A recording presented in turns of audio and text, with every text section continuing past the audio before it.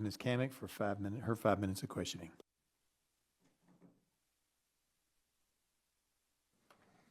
Well, thank you, Mr. Chairman. Thank you for our witnesses for appearing before us today. So much that we could dig into, and I want to thank my colleague from North Dakota for basically teeing this up. So according to HRSA, 17 people a day are dying waiting for an organ transplant, but of course this number fails to represent those individuals who were never allowed on the waiting list to begin with. So I know we've been in and out a little bit today, but I think this is something that should be addressed, and that is for those patients that have disabilities. And I had a particular situation in my district with one of my constituents, Zion Sarmiento, who was born with Down syndrome, and he was desperately in need of a heart transplant, but was denied by several hospitals, citing directly and indirectly that his intellectual disability devalued his life. He passed away at less than 4 months old since he was denied a heart transplant. This legislation is about holding the transplant system and its participants accountable to the American people where it serves, but we can't forget those that are also left behind in the process.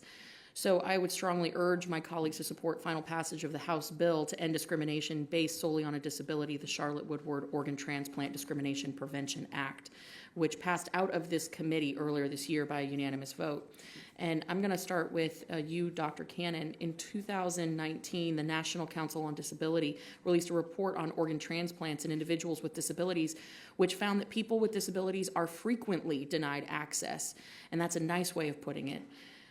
Denied access to organ transplants based on transplant centers of written and unwritten policies, excluding people with disabilities as candidates, and in some cases just outright refusing to evaluate a patient's medical suitability for organ transplants because of their disability. Does your transplant center or hospital have a non-discrimination policy that explicitly covers individuals with disabilities? We don't have this policy explicitly, but I can tell you we will bend over backwards to do everything we can for a patient with a disability. The issues at play is we want to make sure the patient's going to be able to take care of themselves, that they have the support in place, and we want to make sure that we do that. We have extensive social work support to help patients provide support for themselves. We are 100% built around trying to help patients overcome the many barriers they face in But Doc, why don't you have that policy? We probably should have the policy written down. We don't have it written down because it's what we do day to day, and we believe in it. So I guess we haven't felt the need to write it because we do it, but you're right, that's an oversight. We should. I would encourage you to do it. Would you commit right now to actually putting that policy in place? Absolutely. I think that the parents of baby Zion would feel better knowing that there was some progress in Washington being made on this. So I thank you for your commitment to that. Dr. Karp, same question to you. There you are. Yes, I can tell you I personally performed a combined heart-liver transplant in a patient that had Down syndrome, and I'm very supportive of this. I think our overall institutional policy is not to discriminate on the basis of disability. Is it a written policy? I'm sure it is a written policy. I can get it to you. I can't remember the last time I actually saw it, but I would be shocked if that wasn't a written policy of the university and the medical center. Okay. All right. Well, I'd appreciate you following up on that. And I want to turn to a Florida-specific issue. Now, more than 5,000 Floridians are currently on the waiting list for an organ transplant, and 48 of them die every month. As we are hearing, this death is not because American organ donors aren't stepping up. They certainly are, but because of the failures of the taxpayer-funded contractors. Last month, there were particularly alarming reports in Vox highlighting the over 3 years, 7,000 American that over the last 3 years, 7,000 Americans' pancreases, the organ that produces insulin, have been cut out from generous American organ donors, and the federal government does not know where they went. This seems to be a chronic, repeating issue in the federal government.